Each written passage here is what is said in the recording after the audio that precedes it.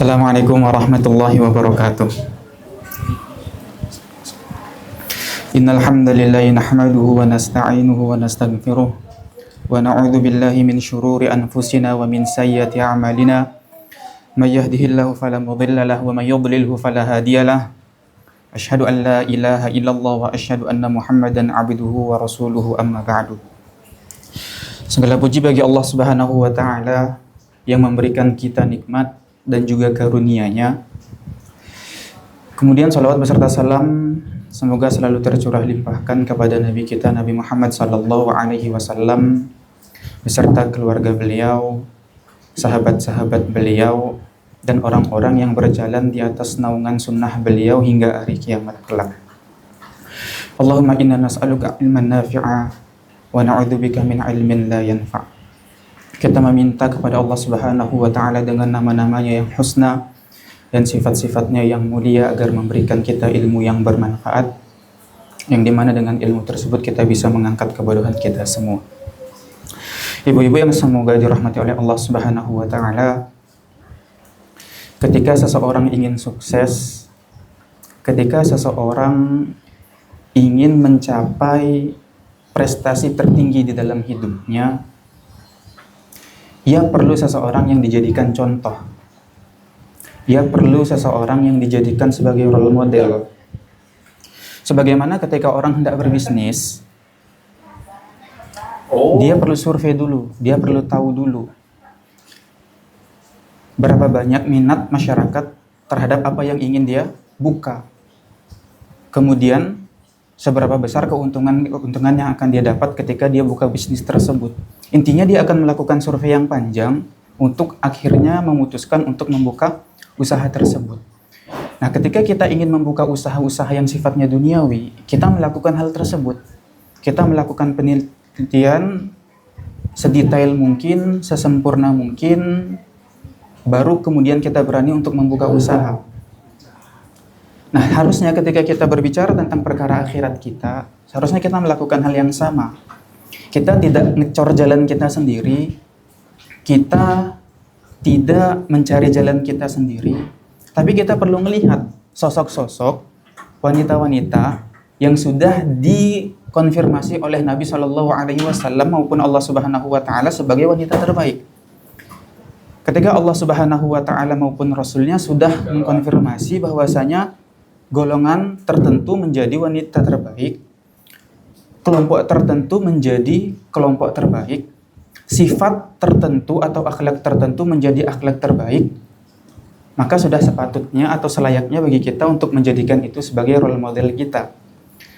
Kita menjadikan itu sebagai sampel untuk kita ikuti. Karena itu sudah mendapat konfirmasi dari Allah Subhanahu wa taala bahwasanya itulah orang-orang terbaik. Kemudian kita sedikit melihat ke belakang, sebenarnya siapa contoh-contoh wanita terbaik. Tapi kita lanjutkan. Ketika kita ingin menjadi orang yang terbaik, tentunya kita harus mencari contoh orang-orang yang sudah dikonfirmasi menjadi orang-orang terbaik.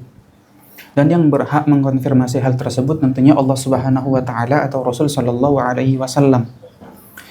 Ketika kita melihat sedikit ke belakang, kita dapati bahwasanya Aisyah radhiyallahu taala anha itu pernah mengeluarkan sebuah statement yang dikonfirmasi oleh Rasul sallallahu alaihi wasallam, di mana beliau mengatakan khairun nisa'i atau ni'man nisa nisaul ansar. Sebaik-baik wanita adalah wanita Ansar. Lam yamna'hunna haya'un, mereka tidak terhalangi karena malu. Mereka tidak terhalangi karena minder. Min talabil ilmi, dari menuntut ilmu. Jadi ketika Aisyah radhiyallahu taala anha itu menyifati wanita-wanita terbaik dari kalangan Ansor, beliau menyebabkan sebabnya. Kenapa sih orang-orang Ansor itu menjadi wanita-wanita terbaik? Kenapa sih mereka mendapat predikat wanita terbaik? Itu Aisyah radhiyallahu taala anha itu menjelaskan sebabnya, karena mereka itu tidak malu ketika belajar. Mereka tidak malu ketika bertanya. Mereka tidak malu ketika ada sebuah masalah yang kiranya belum jelas, atau ada sebuah masalah yang dia belum tahu bagaimana akar permasalahannya, mereka bertanya kepada Nabi Shallallahu Alaihi Wasallam. Bahkan untuk hal sesensitif apapun, mereka bertanya.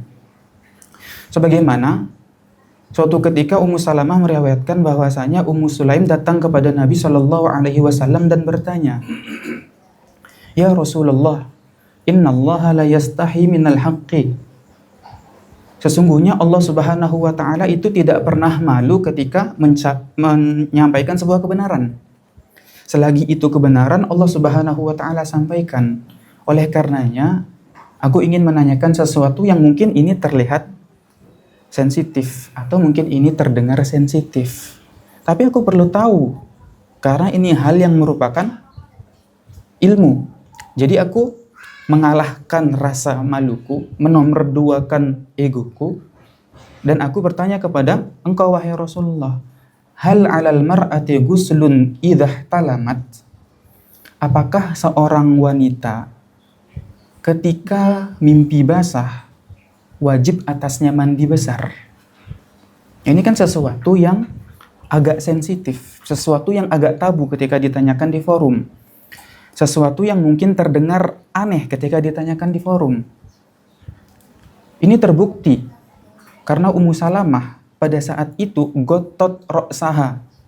Aisyah mengatakan pada saat itu Ummu Salamah yang hadir di majelis itu pun merasa malu sehingga menutup wajahnya dengan pertanyaan Ummu Sulaim tadi. Karena terdengar sensitif, karena terdengar nggak elok gitu ketika ditanya di forum. Tapi itu keberanian mereka itu tidak bisa dikalahkan karena rasa malu tadi. Mereka tetap, ini ilmu, saya harus tahu, saya harus paham. Oleh karena saya bertanya, apakah wanita yang mimpi basah wajib atasnya mandi? Kemudian Rasul Shallallahu Alaihi Wasallam menjawab, Naam, idza rot'atil ma. Iya, kalau seandainya ia melihat air. Nah ini sengaja saya terjemahkan letterlek supaya kita tahu bahwasanya Nabi Shallallahu Alaihi Wasallam itu bahasanya sopan, bahasanya santun, bahasanya halus. Akan tetapi berbarengan dengan itu, audiensnya, sahabiat yang hadir pada saat itu, ataupun sahabiat yang bertanya pada saat itu, semuanya faham apa yang diinginkan oleh Nabi Shallallahu Alaihi Wasallam. Maksud perkataan Nabi Shallallahu Alaihi Wasallam, iya, kalau seandainya dia mimpi, kemudian ketika bangun dia melihat ada air mani yang keluar, maka pada saat itu dia wajib mandi. Tapi Nabi Shallallahu Alaihi Wasallam membahasakannya, naam, idza ra'atil ma, iya, kalau dia ngelihat air. Itu bahasa yang halus, bahasa yang sopan dan santun. Tapi berbarengan dengan itu, semua yang hadir di forum tersebut faham akan maksud Nabi Shallallahu Alaihi Wasallam. Padahal pada saat itu orang-orang sudah malu sehingga menutup wajahnya, gotot roksaha. Tapi si penanya itu Ummu Sulaim pada saat itu enggak. Ini ilmu, nggak ada kata malu untuk belajar. Ini kan menjadi poin penting bagi kita semuanya. Orang nggak selamanya belajar ketika usia muda. Orang nggak selamanya dapat hadiah ketika usia belia. Ada orang-orang yang dimana dia dapat hidayah baru kemudian belajar mungkin di usia senja. Udah 50 tahun baru belajar Iqra. Apalagi gurunya masih muda, 17 tahun, terus manggil ustazah. Ustazah itu kan gengsi ada, malu ada. Belum lagi kalau ngajinya sama anak-anak SD, anak kelas 1, ini udah usia 50 tahun, masih Iqra. Nah itu kan sesuatu yang harus dilawan. Karena ketika kita tidak berusaha melawan, maka kita akhirnya nggak bisa-bisa. Akhirnya kita nggak faham-faham. Ketika kita malu untuk bertanya, masalahnya akan terus membulat nggak faham-faham. Akan tetapi ketika kita berani bertanya, maka pada saat itu insya Allah masalahnya akan jelas. Oleh karenanya para ulama mengatakan sekonyol apapun pertanyaan Anda, maka tanyakan. Berapa banyak pertanyaan-pertanyaan konyol itu melahirkan jawaban yang pada akhirnya menyenangkan semua orang. Misal, ketika ada A'rabi bertanya kepada Nabi SAW, "Ya Rasulullah, mata sa'ah?" Wahai Rasulullah, saya mau nanya, kira-kira nih, kapan hari kiamat? Kemudian Rasul SAW karena tahu nih A'rabi, akhirnya dijawab sama Nabi SAW, "Madza a'datta laha?" Ente ini nanya hari kiamat, apa yang ente siapin? Apa kira-kira persiapan Anda ketika bertanya kapan kira-kira hari kiamat? Maka orang A'rabi tadi itu menjawab, saya nggak nyiapin apa-apa wahai Rasulullah, kecuali saya cinta kepada Allah Subhanahu wa Ta'ala dan saya cinta kepada Rasulnya. Maka Nabi SAW menjawab, al-mar'u ma'aman ahab. Seseorang akan dikumpulkan bersama orang-orang yang ia cintai. Ketika ia cinta kepada Allah Subhanahu wa Ta'ala dan ia cinta kepada Nabi SAW, maka kelak ketika datang hari kiamat, kemudian sudah muncul putusan Allah Subhanahu wa Ta'ala, maka ia akan dikumpulkan oleh Nabi SAW. Oleh karenanya Anas bin Malik pada saat itu mengatakan, aku tidak pernah merasakan hari yang begitu indah kecuali hari di mana Nabi SAW mengatakan al-mar'u ma'aman ahab. Seseorang akan dikumpulkan bersama orang-orang yang ia cintai. Nah, itu kan lahir dari pertanyaan yang konyol gitu loh. Lahir dari pertanyaan, wahai Rasulullah, kiamat kapan? Nah, itu nggak ada yang mikir jawabannya akan demikian. Itu plot twist yang orang-orang nggak ada yang mengira bahwasanya jawabannya akan muncul dari Nabi SAW demikian. Oleh karenanya ketika kita ingin bertanya, ketika kita hendak bertanya, jangan pernah malu. Nanti saya diketawain karena pertanyaan saya konyol. Saya nanti diketawain, berani nggak ya nanya? Soalnya pertanyaan saya kayak pertanyaan anak SD, sah nggak wudhunya pakai air melon misalkan? Pakai kopi aren, sah nggak wudhu? Misalkan dia nggak tahu. Nah itu kan orang-orang mungkin zaman dahulu belajarnya ketika SD. Akhirnya nggak berani nanya. Padahal pertanyaan sekonyol apapun, itu selalu ada hikmah di balik itu semuanya. Oleh karenanya hal sekonyol apapun itu ditanyakan. Dan karena sebab itulah Aisyah radhiyallahu taala anha mengatakan ni'man nisa'u nisa'ul ansor. Sebaik-baik wanita adalah wanita Ansor. Lam yamna'hunna haya'un fi talabil ilmi. Mereka tidak dihalangi oleh rasa mindernya. Mereka tidak dihalangi oleh rasa malunya. Mereka tetap bertanya ketika merasa tidak paham, ketika merasa ingin tahu, dan yang semisal. Ibu-ibu yang dirahmati oleh Allah Subhanahu wa Ta'ala. Ketika Aisyah radhiyallahu taala anha mengatakan sebaik-baik wanita itu wanita Ansor, itu bukan berarti wanita-wanita Ansor baik dari semua sisi. Dari A, B, C, D, E, baik semuanya. Oh enggak. Enggak gitu. Karena wanita-wanita Ansor walaupun dipuji oleh Aisyah radhiyallahu taala anha dan itu dikonfirmasi oleh Nabi sallallahu alaihi wasallam, mereka tetap memiliki kekurangan. Mereka tetap memiliki kekurangan. Akan tetapi kekurangan tersebut itu tidak menghalangi predikat wanita terbaik bagi mereka. Di antara kekurangan wanita Ansor yang disebutkan oleh Nabi sallallahu alaihi wasallam ketika ada yang bertanya kepada beliau, "Ya Rasulullah, la tatazawwaju min nisa'il ansor." Rasulullah gini, tak lihat-lihat engkau enggak nikah sama orang-orang Ansor. Kenapa nih kira-kira? Kok enggak ada istri-istri beliau dari Ansor? Kemudian beliau menjawab bahwasanya di wanita-wanita Ansor itu terdapat rasa cemburu yang begitu tinggi. Nabi SAW mengatakan inna fihinna ghairah syadidah.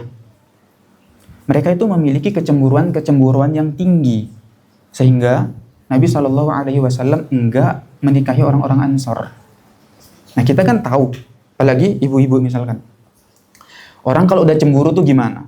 Orang kalau udah cemburu tuh gimana? Gelap. Bahkan Abu Ya'la itu mengutip hadis Nabi Shallallahu Alaihi Wasallam yang diriwayatkan oleh Aisyah, kalau orang sudah cemburu nggak bisa bedain antara permukaan dari sebuah lembah dengan jurangnya. Itu nggak bisa bedain, saking gelap matanya. Kalau orang udah cemburu, apalagi orang yang cemburunya tinggi. Itu kan Nabi nggak mau menikahi wanita Ansor karena cemburunya tinggi. Oke, berarti difahami dari itu orang-orang yang dinikahi oleh Nabi Shallallahu Alaihi Wasallam ya cemburunya nggak tinggi-tinggi banget, cemburunya standar lah. Coba kita lihat gimana standar-standarnya orang cemburu.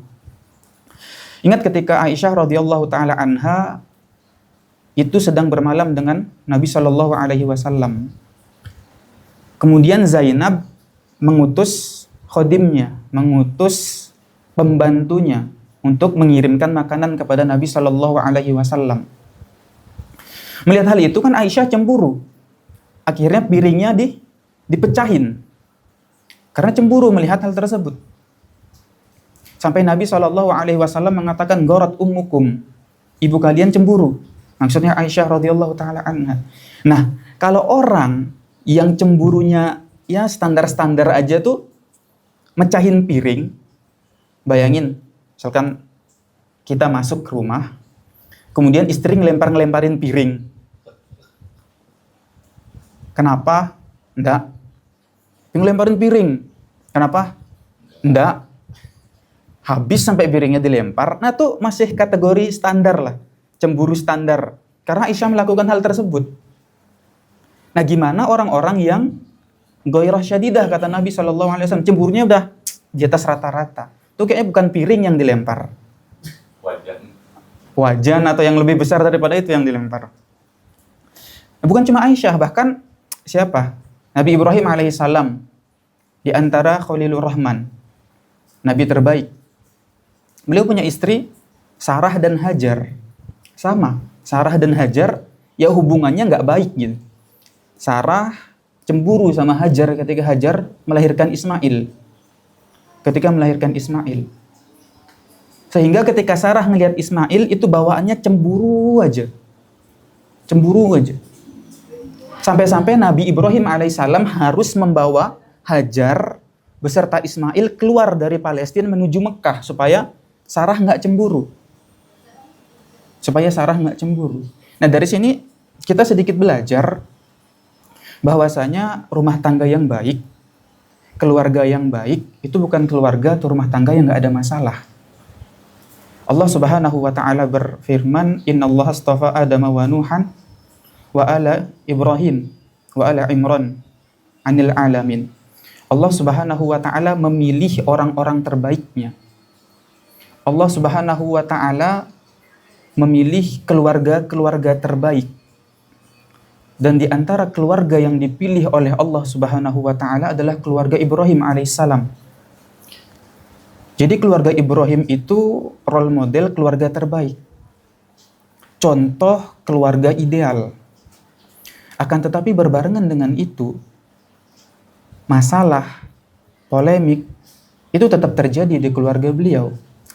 Bayangkan sampai Nabi Ibrahim alaihissalam itu harus membawa Hajar dan Ismail keluar dari Palestina menuju Mekah yang mungkin 1.500-an kilo pada saat itu, belum ada kendaraan, supaya Sarah nggak cemburu. Karena orang kalau sudah cemburu ya sebagaimana yang kita sebutkan tadi, gelap, nggak kelihatan apa-apa. Ya wanita-wanita Ansor itu demikian, mereka memiliki cemburu yang agak tinggi. Kata Nabi SAW. Nah kalau orang-orang yang cemburunya middle, cemburunya yang standar, itu sampai mecahin piring, kira-kira mereka gimana gitu. Tapi berbarengan dengan hal itu, Aisyah tetap mengatakan mereka sebaik-baiknya wanita. Aisyah tetap mengatakan bahwasanya mereka sebaik-baiknya wanita. Ibu-ibu yang dirahmati oleh Allah Subhanahu wa taala, ketika kita berbicara rasa malu, ketika kita berbicara rasa minder, ketika kita berbicara tidak percaya diri, itu sebenarnya harus didudukkan secara proporsional. Nggak semua rasa malu Nggak semuanya rasa malu itu dicela oleh syariat. Nggak semuanya orang yang memiliki rasa malu yang tinggi itu disalahkan oleh syariat. Bahkan Syekhul Islam Ibn Taimiyah dalam Majmu' Fatawa sendiri mengatakan bahwasanya orang yang memiliki rasa malu itu tanda bahwasanya hatinya dia hidup. Tanda bahwasanya hatinya dia hidup. Karena ketika orang hatinya hidup, dia akan memiliki rasa malu yang tinggi. Dan Nabi Shallallahu Alaihi Wasallam bersabda, rasa malu itu tidaklah mendatangkan kecuali kebaikan. Tidaklah mendatangkan kecuali kebaikan. Misalkan ketika orang dia berada di khalayak ramai, kalau dia berada sendiri di kamarnya, main game, main sosial media, mungkin dia biasa ngomong kasar, ngomong jorok. Akan tetapi kalau dia di khalayak ramai, keluar ke meja makan bersama orang tuanya, mungkin dia untuk ngomong hal kotor itu agak difilter, agak ditahan, agak direm. Kenapa? Karena malu sama keluarganya. Begitu juga ketika ada di forum atau di khalayak ramai, dia akan menahan hal-hal tersebut karena malu. Karena malu. Karena malu dari cemoohan manusia, dari ucapan manusia, dan lain sebagainya. Apakah itu salah? Ya nggak selamanya salah. Itu sebatas tahapan. Ketika seseorang malu berbuat sesuatu disebabkan faktor manusia, cemoohan manusia, itu sebenarnya bukan murni kesalahan. Oh, dia ninggalin sesuatu karena manusia. Sebenarnya itu sebatas langkah awal, tahapan yang dimana kata Ibnu Hajar, beliau mengatakan manistahya minan nas an yarauhu ya'ti biqabih da'ahu dzalika ila an yakuna ashadda haya'an min rabbih wa khaliqihi azza wajal.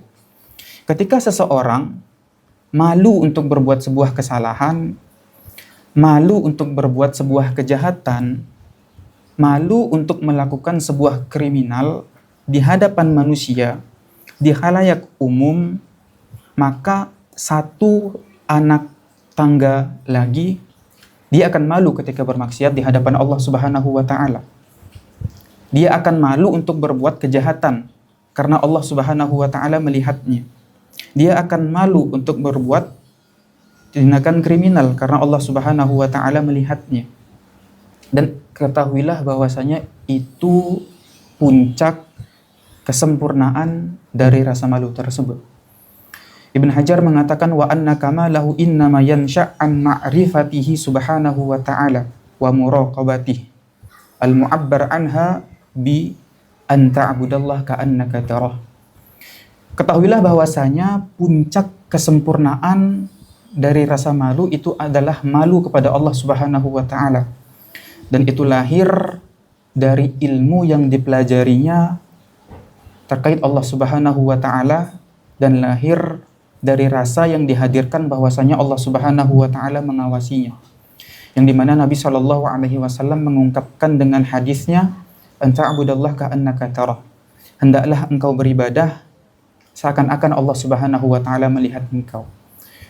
Ketika kita sudah menghadirkan rasa tersebut, maka kita sejatinya sudah menghadirkan salah satu sifat yang paling mulia, yaitu rasa malu tersebut. Dan semoga dengan rasa malu tersebut kita bisa mengindahkan sabda Nabi Shallallahu alaihi wasallam, "Al-haya la ya'ti illa bi khair." Rasa malu tidaklah mendatangkan kecuali kebaikan-kebaikan. Akan tetapi terkadang kita bingung. Misalkan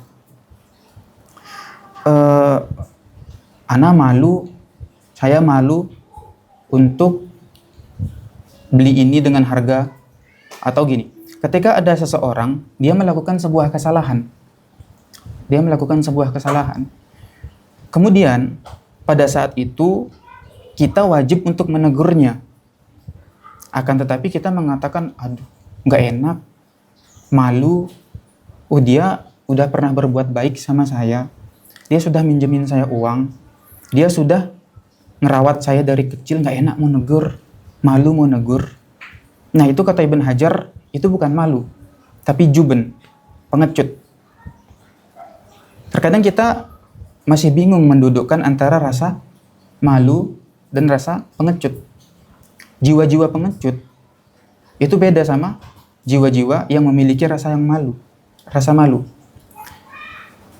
Jangan dicampur baurkan antara rasa pengecut tersebut, jiwa-jiwa pengecut tersebut dengan rasa malu. Karena kata Nabi SAW, rasa malu yang mendatangkan kebaikan, tapi jiwa-jiwa pengecut itu tidak mendatangkan kebaikan.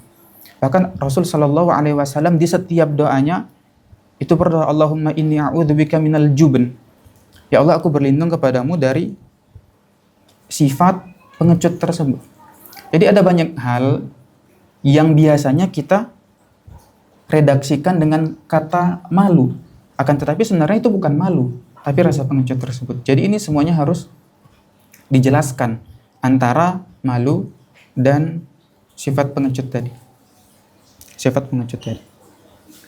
Mungkin kalau ibu-ibu ada yang mau bertanya bisa disambil ditulis.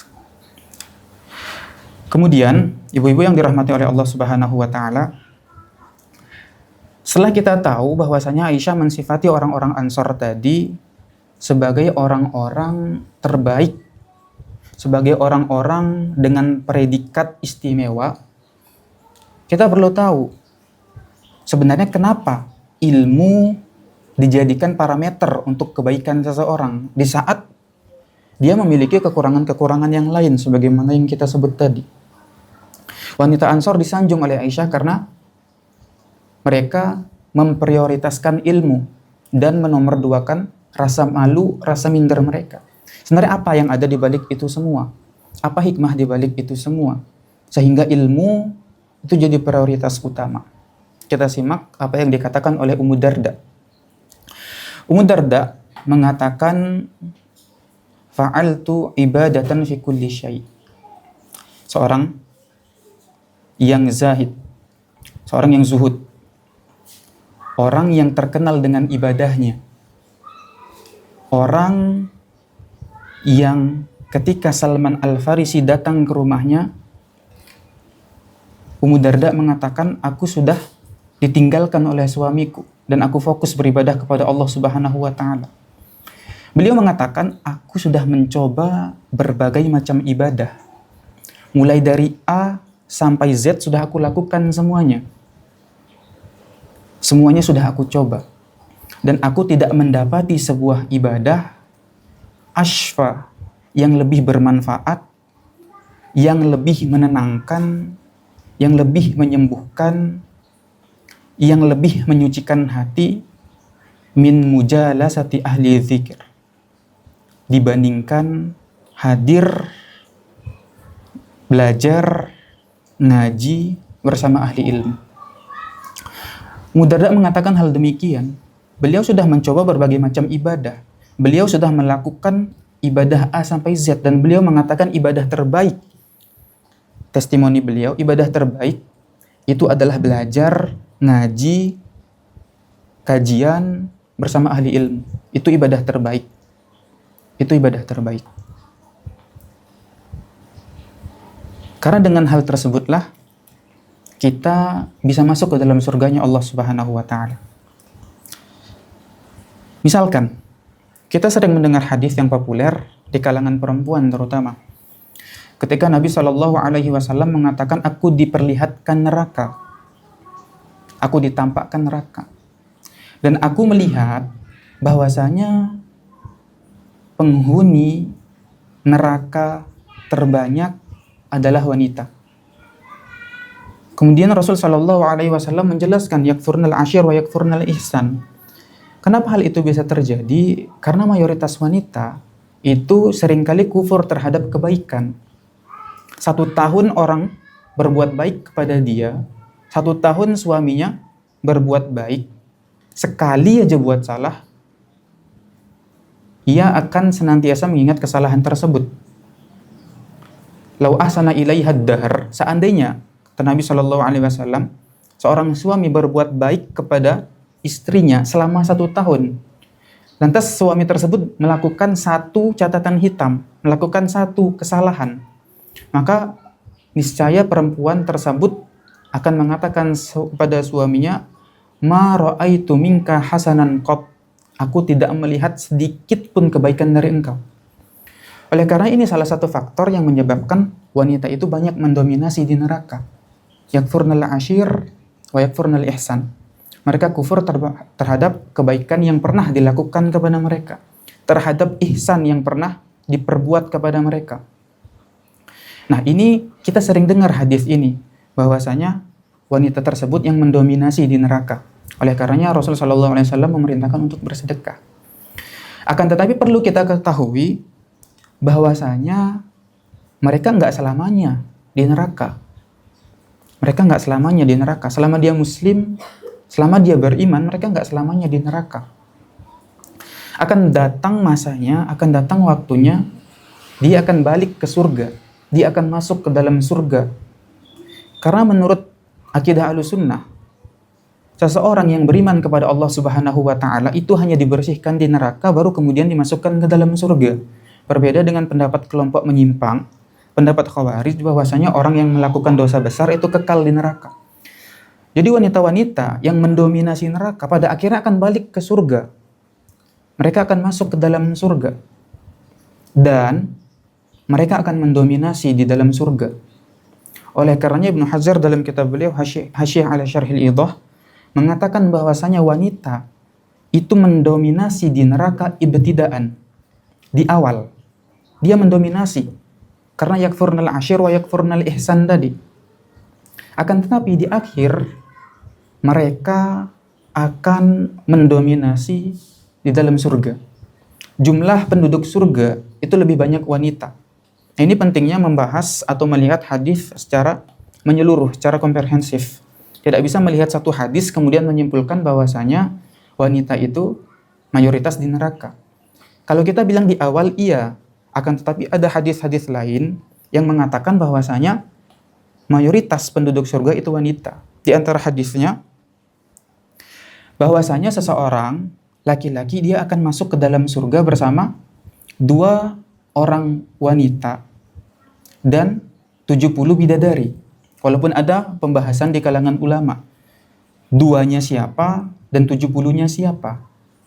Pendapat Syekhul Islam Ibn Taimiyah, pendapat Ibnu Katsir, pendapat Ibnu Hajar itu mengatakan bahwasanya seseorang masuk ke dalam surga itu dengan 2 wanita yang berasal dari dunia. Entah karena pernikahan atau karena tanda kutip ghanimah dari orang-orang yang suaminya masuk neraka. Misalkan Fir'aun. Fir'aun itu masuk ke dalam neraka dan kekal di neraka karena mati dalam keadaan kufur. Tapi istri beliau, Asiyah, itu mati di atas keimanan. Nggak mungkin ngikut suaminya, pasti dia masuk ke dalam surga. Dan di dalam surga dia memiliki pasangan. Nah, orang-orang yang masuk ke dalam neraka itu istri-istrinya tanda kutip menjadi ghanimah bagi orang-orang yang masuk ke dalam surga. Sehingga sekurang-kurangnya wanita yang masuk ke dalam surga itu 2, kata Syekhul Islam Ibn Taimiyah. Dari dunia, itu minimal 2. Kalau ternyata perbandingannya 1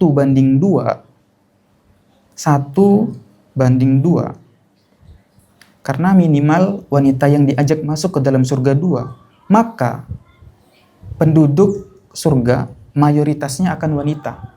Kalau ada 100 pria, pasti akan ada 200 wanita. Kalau ada 200 pria, akan ada 400 wanita. Jadi 1 banding 2. Tapi apa kaitannya dengan pembahasan kita? Gini, setiap orang yang beriman, yang mengucapkan 2 kalimat syahadat, itu dia nggak akan kekal di neraka. Dia pasti dikeluarkan oleh Allah Subhanahu wa taala setelah bersih dari kesalahan-kesalahannya. Baru dimasukkan ke dalam surganya Allah Subhanahu wa taala.